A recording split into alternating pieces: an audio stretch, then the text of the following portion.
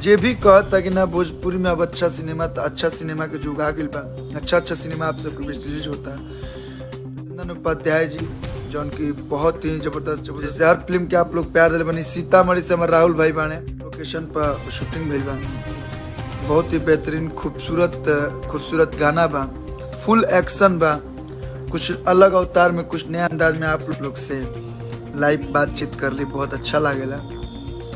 नमस्ते संदीप कुमार मिश्रा जी, हेलो नीरज जी, बहुत ही जबरदस्त कुछ अलग कंटेंट से अलग जो कि आप लोग हमेशा कहें लोग कुछ अलग फिल्म बने की चाहिए भोजपुरी में, कुछ अलग कहानी पे फिल्म बने की चाहिए। तो आप सबके बीच में वो फिल्म बन के रेडी बा के प्यार दी। आप लोग हमेशा अच्छा गाना अच्छा फिल्म के सपोर्ट करें। कोशिश करब कि हम अपना सोशल मीडिया के माध्यम से आप सब लोग के फोटो लाइक करें, कमेंट करें।